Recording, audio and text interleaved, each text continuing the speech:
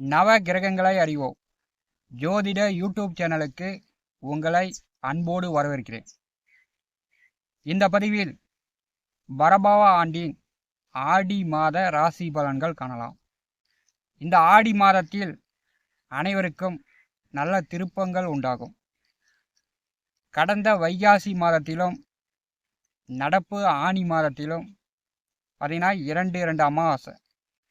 பெரும்பாலும் பார்த்தீங்கன்னா மழை இல்லை, விவசாயம் பண்ண பயிரெலாம் வதங்கி போச்சு, காஞ்சி போச்சு.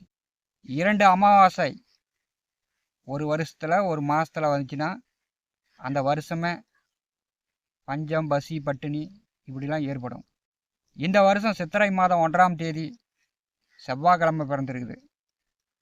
இந்த வருஷம் பின்மழை தான் என்று பஞ்சாங்கமே சொல்லிவிட்டது. அதாவது ஆவணி, புரட்டாசி, ஐப்பசி, கார்த்திகை மாதங்களில் வடகிழக்கு பருவமழை தான். வந்தது தான், வரலைன்னா போனது தான். ஆடி மாதத்தில் கடகராசியில் கடக ராசி அதிபதி சந்திரன் அமாவாசையிலும், மகர ராசியில் சந்திர பகவான் பௌர்ணமியாகவும், மகர ராசியில் இந்த ஆடி மாதம் சந்திர பகவான் முழு பலம் பெறுவார். தன்னுடைய சொந்த ராசியில் இந்த மாதம் சந்திரன் பலம் இழக்கக்கூடிய மாதம். அதனால தான் இந்த மாதத்தில் ஆடி அமாவாசையில் இறந்த முன்னோர்களுக்கு, பெரியவர்களுக்கு தர்ப்பணம் திதி கொடுக்கக்கூடிய ஒரு விசேஷமான நாட்களாக அமைகிறது.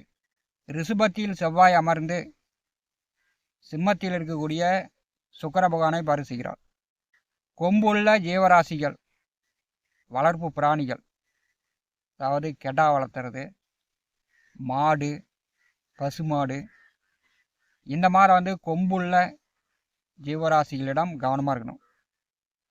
பருவமுள்ள மாட்டை வயதானவர்கள், பெண்கள் போய் அசால்ட்டாக தினந்தோறும் தானே பிடிக்கணும் அப்படின்னு அசால்ட்டாக போய் இந்த மாதம் பிடிக்கக்கூடாது. பருவமுள்ள மாட்டை போய் அசால்ட்டாக பிடிச்சிங்கன்னா மேலே பாஞ்சிடும், மேலே எகிரிடும். அப்புறமேட்டி வயதானவர்கள் போய் பிடிச்சாங்கன்னா கீழே விழுந்துருவாங்க, தலையில் அடிபடும், இடுப்பு எலும்பு உடஞ்சி போயிடும். கடந்த வருஷம் மாடு பாஞ்சி இறந்தவர்கள் ஏராளமாக உண்டு. இது ஒரு எச்சரிக்கை தான். இந்த ஆடி மாதத்தில் கடகராசி அதிபதி சந்திரன் கடகராசியில் தன்னுடைய பலத்தை இழப்பார். இந்த மாதம் மகரம் பலமாகும். கொம்புள்ள ஜீவராசிகளிடம் மனிதர்கள் தினந்தோறும் பிடிச்சி தானே கட்டிகிட்டு இருக்கிறோம் அப்படின்னு பருவமுள்ள மாட்டை அசால்ட்டாக போய் பிடிச்சிங்கன்னா அதனால் பாதிப்புகள் உண்டாகும். அதே மாதிரி வளர்ப்பு பிராணிகள், நாயிடம் அதிகம் கொஞ்சினீங்கன்னா நாய் கூட கடிக்கும்.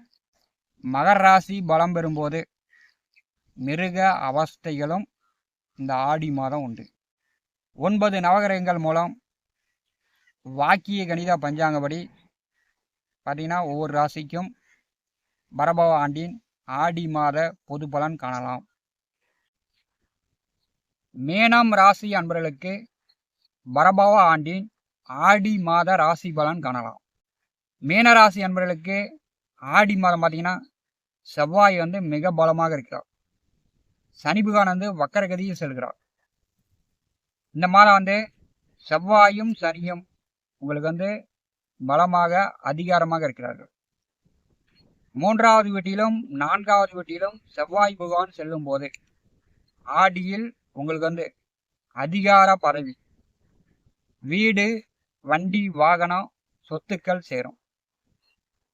மீனராசிக்கு 3வது வீட்டிலே ஆடி மாதம் 16 வரை செவ்வாய் பகவான் சஞ்சாரம் செய்கிறார். 3வது வீட்டில் செவ்வாய் செல்லும் போது கண்டிப்பாக 2 வீலரோ 4 வீலரோ வண்டி வாகனங்கள் வாங்கலாம்.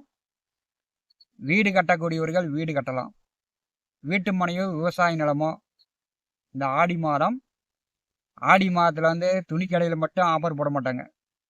வீட்டு மனை, விவசாய நிலம், இப்படி சொத்துக்களுக்கும் ஆஃபர் விடுவாங்க. அதனால் ஆஃபரில் மீனராசி என்பர்கள் வண்டியோ, வீட்டு மனையோ, விவசாய நிலமோ இந்த மாதம் நீங்கள் சொத்துக்கள் வாங்கிறதுக்கான வாய்ப்பு உண்டு. இதை நீங்கள் பயன்படுத்தி கொள்ளுங்கள்.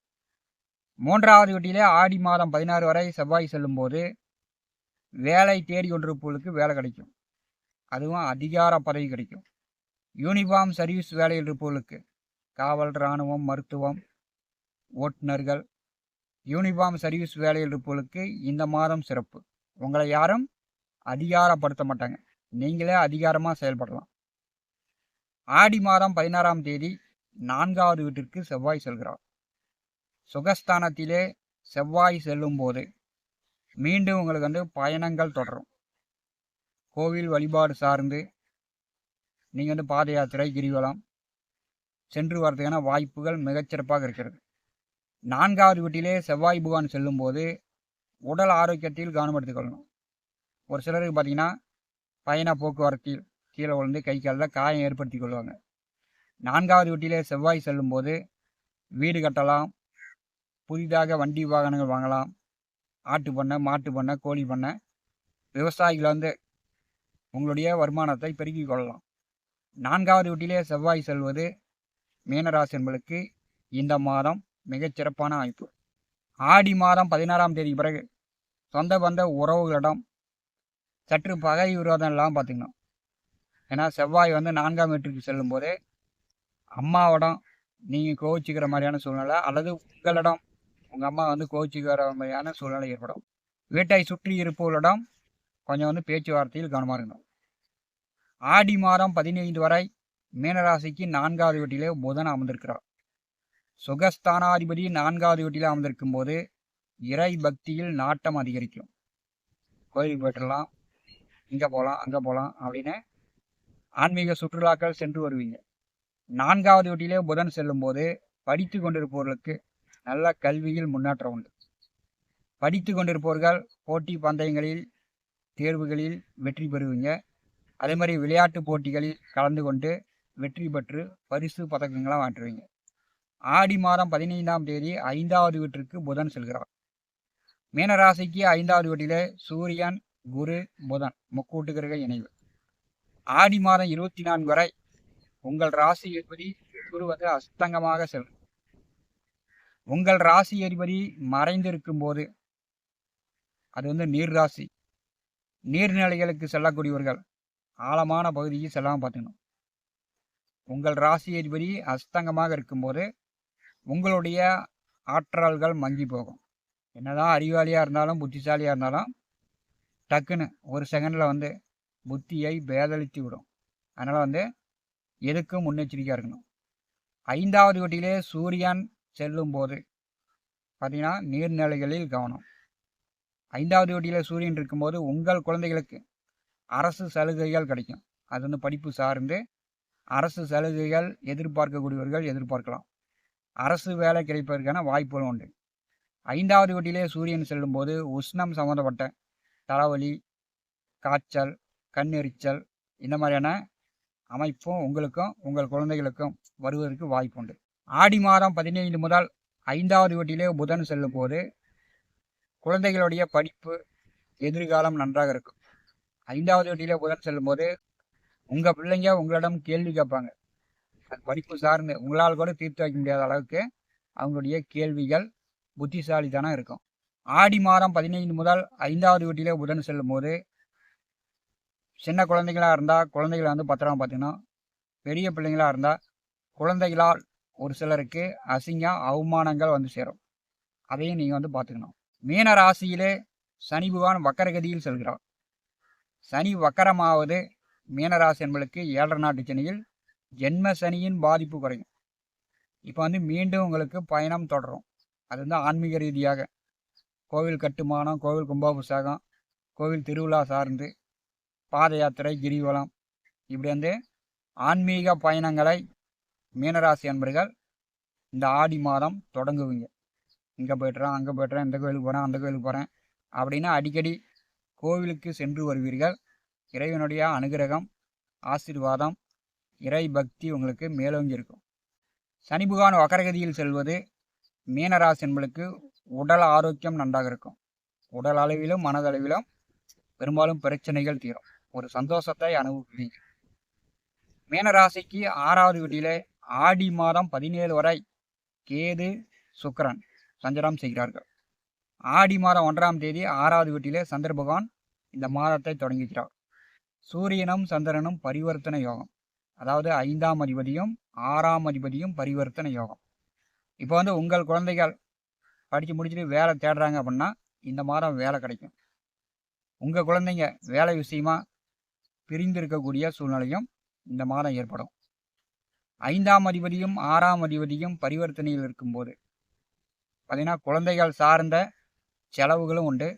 குழந்தைகள் சார்ந்த மனக்கவலைகளும் மீனராசி என்பதற்கு இந்த ஆடி மாதம் உண்டு. ஆடி மாதம் 6வது வீட்டிலிருந்து சந்திர பகவான் மாதத்தை தொடங்கி வைக்கும்போது மீனராசி என்பர்கள் சந்தோஷமாக இருப்பீங்க. வேலை தொழில் இந்த மாதம் நல்லாவே போகும். 6வது வீட்டிலே சுக்கிரன் கேது, கோச்சாரத்தில் 6ஆம் வீட்டில் சுக்கிரன் வரும்போது சிலருக்கு வந்து உடல் ரீதியான பிரச்சனையை கொடுக்கும். சளி வரலாம், காய்ச்சல் வரலாம், பிபி, பிரஷர், இந்த சுகர் உள்ளவர்கள், சர்க்கரை வியாதி உள்ளவர்கள் இப்போ வந்து கரெக்டாக செக் பண்ணிக்கணும். சர்க்கரை வியாதியினுடைய அளவு அதிகமாகும். அதனால் வந்து மருந்து மாத்திரை கரெக்டாக சாப்பிட்டுக்கணும். 6வது வீட்டிலே சுக்கிரன் செல்லும்போது நீண்ட கால வியாதிக்கு மருந்து சாப்பிடக்கூடியவர்கள் இந்த ஆடி மாதம் வந்து கரெக்டாக மருந்து மாத்திரை எடுத்துக்கணும்.